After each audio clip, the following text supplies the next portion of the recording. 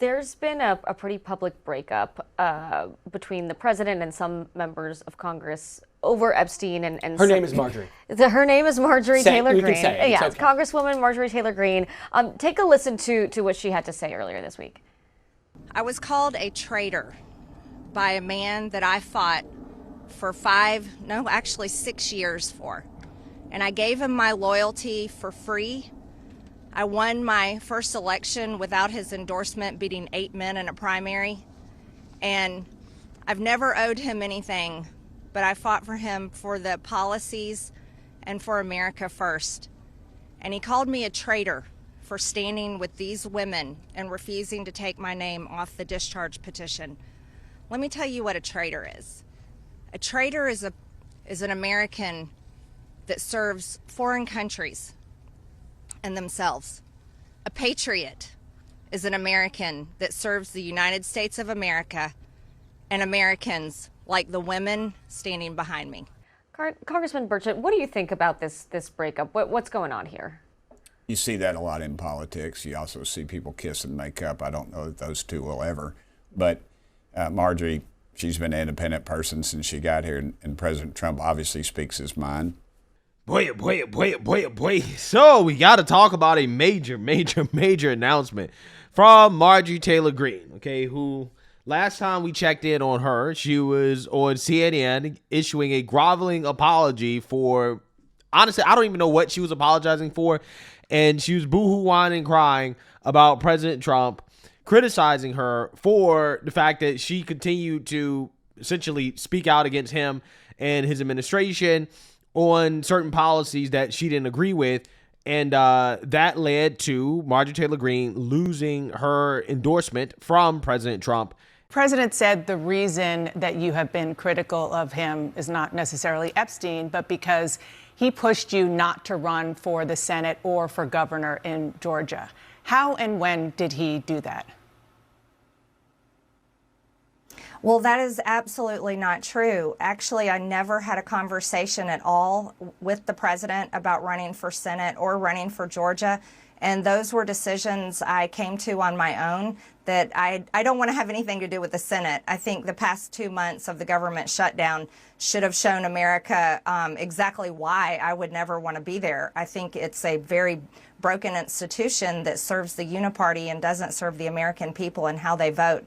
And I decided that I didn't want to run for governor this cycle either. I very much want to do the job that I'm in. Everyone else says I'm running for something, but all I want to do is serve Georgia's 14th district. And I'm very grateful for that opportunity. So, Congresswoman, you posted on X that President Trump is, with his comments, fueling a, quote, hotbed of threats against you. Obviously, any threats to your safety are completely unacceptable. But we have seen these kinds of attacks or criticism from the president at other people. It's not new. And with respect, I haven't heard you speak out about it until it was directed at you. Dana, I think that's fair criticism. And I would like to say humbly, I'm sorry for taking part in the toxic politics. It's very bad for our country. And it's been something I've thought about a lot, especially since Charlie Kirk was assassinated, is that I'm only responsible for myself and my own words and actions. And I am committed, and I've been working on this a lot lately, to put down the knives in politics. I really just want to see people be kind to one another, and we need to figure out a new path forward that is focused on the American people, because as Americans, no matter what side of the aisle we're on, we have far more in common than we have differences. Yeah. And we need to be able to respect each other with our disagreements. So just to put a button on this, you regret the things that you have said and posted in the past, the Facebook post that was taken down of you in 2020 holding a gun alongside the squad, encouraging people to go on the offense against the socialists, liking a tweet of somebody calling for the execution of Nancy Pelosi and former President Obama. Just examples. Well, Dana, as you know and many people know, I addressed that back in 2021. And of course, I never want to cause any harm or anything bad for anyone. So that was addressed back then, and I very much stand by my words I said then, and I stand by my words today. I think America needs to come together and end all the toxic, dangerous rhetoric and divide. And I'm leading the way with my own example, and I hope that President Trump can do the same. Yeah, so I don't know about you guys, but I think that Marjorie Taylor Greene sounds scared, right? She sounds scared. She did bring up Charlie Kirk. And maybe, just maybe, what happened to Charlie Kirk shook her, right? In regards to, hey, this country is in a very heated place. And unfortunately, leftists have become so radicalized that they are assassinating conservatives. So I don't know. Marjorie Taylor Greene, at least her career, right, for the most part, she's been hated by the left, okay? And I don't know, right? I really don't know what's going through her mind, to be honest with you. What these politicians say is never the actual real reason behind their actions, their decisions. There's always something else going on behind the scenes for the most part. I'm just saying she sounds scared. And one of the reasons why I'm saying that is because she is, surprise, quitting, right? She's quitting Congress after losing the endorsement from President Trump and then running around boo-hooing and crying, talking about she is being threatened or that she's essentially in danger, okay, because of the president criticizing her, something that he does to a lot of people, right? He openly criticizes a lot of people, but she's the one that is not handling it very well. So without further ado, let's go ahead and get into her explaining her resignation from Congress. Hi, everyone. I've always represented the common American man and woman as a member of the House of Representatives, which is why I've always been despised in Washington, D.C., and just never fit in. Americans are used by the political industrial complex of both political parties, election cycle after election cycle, in order to elect whichever side can convince Americans to hate the other side more. And the results are always the same. No matter which way the political pendulum swings, Republican or Democrat, nothing ever gets better for the common American man or woman. The debt goes higher, corporate and global interests remain Washington's sweethearts, American jobs continue to be replaced, whether it's by illegal labor or legal labor by visas or just shipped overseas. Small businesses continue to be swallowed by big corporations. Americans' hard-earned tax dollars always fund foreign wars, foreign aid, and foreign interest. And the spending power of the dollar continues to decline. The average American family can no longer survive on a single breadwinner's income, as both parents have to work in order to simply survive. And today, many in my children's generation feel hopeless for their future and don't think they will ever realize the American dream. And that breaks my heart. Look, here's the thing. It breaks my heart too, okay? But we're only 8 to 9 months into the Trump administration.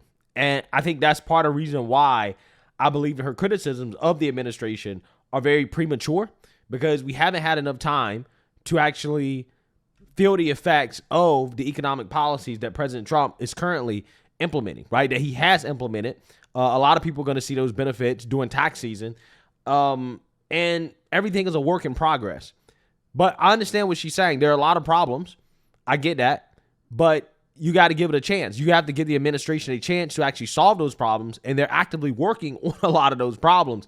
So, again, that's why I'm so confused about Marjorie Taylor Greene and where this is coming from. Actually, I'm not confused, because I think I know where it's coming from. It's coming from the fact that allegedly President Trump would not endorse her running for Senate or for governor of Georgia, because, let's be honest, she does not have broad appeal at the state level, at least not to the degree that is needed to win. And I think that's where this is really coming from. And when you can't get your way, right, like a child, sometimes people just, take their ball and they go home and they say, I don't want to play anymore, right? So I don't know. But I don't dislike Marjorie Taylor Greene. I just make that clear. I don't dislike her at all. My biggest gripe with Marjorie Taylor Greene is that while she is great at identifying problems, and I agree with her in her identification of the problems throughout this whole video that I'm going to fast forward through because a lot of it is fluff, she identifies problems. She talks about healthcare being a problem. Oh, she was upset because Republicans didn't have a healthcare plan. I'm like, okay, well, where's your healthcare plan? where's your healthcare bill, right? It's one thing to point the finger at Obamacare and say, yeah, Obamacare is bad. I think we all agree with that, which I'm not even sure if Marjorie Taylor Greene agrees with that because she hasn't articulated exactly what she believes should be done about healthcare. But she has criticized Republicans for not having a healthcare plan while not presenting one of her own, right? That's the issue. I mean, at least when it comes to the leftists, they complain about healthcare, but they at least got a bill. I don't agree with that bill. I don't agree with that solution, but they have a bill, right? They have a piece of legislation that they always point to and say, hey, this is what we need to do. Marjorie Taylor Greene doesn't have that. She just criticizes Republicans for not having a plan, but she doesn't have a plan, right? So again, that's the weird part about it to me, right? So again, if you want to watch the whole thing, the video is on X. I'm just fast forwarding to the real part about this where she actually goes into resigning, right? And her future. And that's what I want to react to. So without further ado, let's go ahead and get into it. My only goal and desire has ever been to hold the Republican Party accountable for the promises it makes to the American people and put America first. And I have fought against Democrats' damaging policies like the Green New Deal, wide open, deadly, unsafe border policies, and the trans agenda on children and against women. With that has brought years of non-stop, never-ending personal attacks, death threats, lawfare, ridiculous slander and lies about me that most people could never withstand even for a single day. It has been unfair and wrong, not only to me, but especially to my family, but it's been wrong to my district as well. I have too much self-respect and dignity. I love my family way too much, and I do not want my sweet district to have to endure a hurtful and hateful primary against me by the president that we all fought for, only to fight and win my election while Republicans will likely lose the midterms, and in turn be expected to defend the president against impeachment after he hatefully dumped tens of millions of dollars against me and tried to destroy me. It's all so absurd and completely unserious. I refuse to be a battered wife, hoping it all goes away and gets better. If I am cast aside by the president and the MAGA political machine and replaced by neocons, big pharma, big tech, military-industrial war complex, foreign leaders, and the elite donor class that can never, ever relate to real Americans, then many common Americans have been cast aside and replaced as well. There is no plan to save the world or a 4D chess game being played. When common American people realize and understand that the political industrial complex of both parties is ripping this country apart, that not one elected leader like me is able to stop Washington's machine from gradually destroying our country, and instead the reality is that they, common Americans, the people, possess the real power over Washington, then I'll be here by their side to rebuild it. Until then, I'm going back to the people that I love, to live my life to the fullest as I always have, and I look forward to a new path ahead. I'll be resigning from office with my last day being January 5th, 2026, and I look forward to seeing many of you again sometime in the future. May God bless you all, and may God bless America. Yeah, I mean, I think it's obvious what her next move is, right? She's gonna do a podcast that's probably similar to Tucker's, right, at this point, right? I think it's super obvious what the next move is. I think it's very obvious where Marjorie Taylor Greene is going.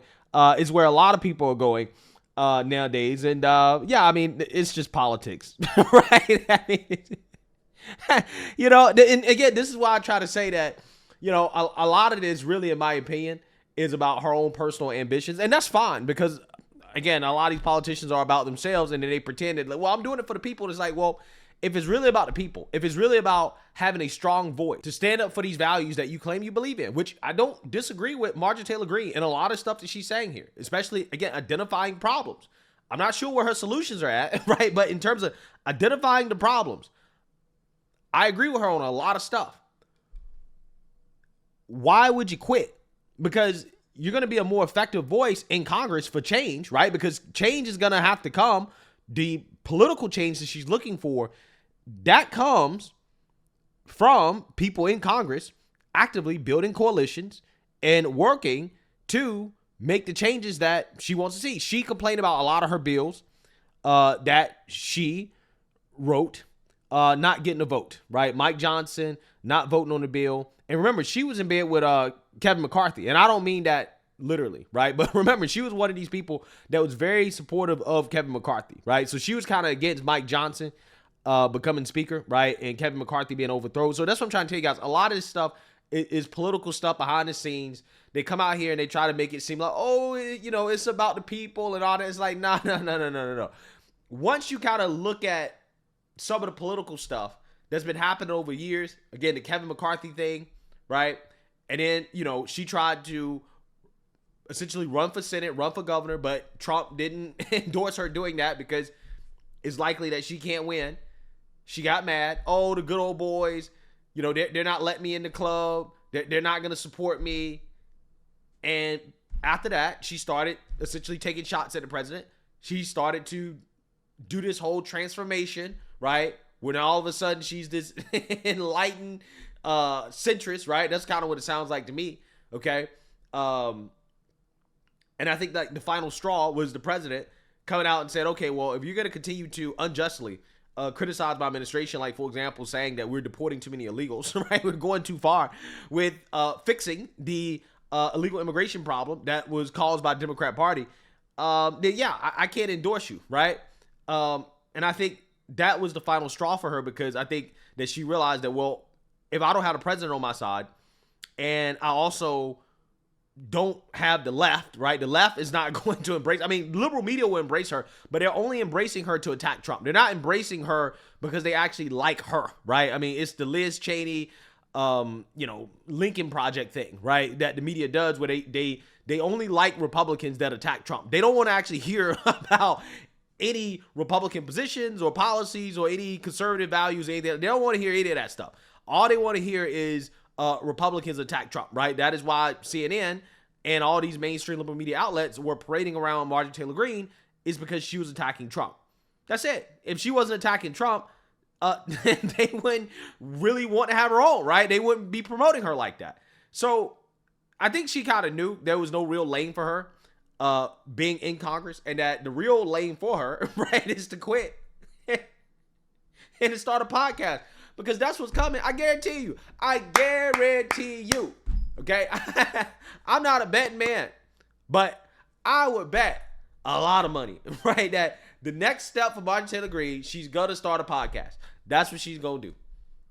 Because she can start a podcast, she can continue to make a lot of money, and she doesn't have to take the political backlash that she's taking right now. She doesn't actually have to do anything.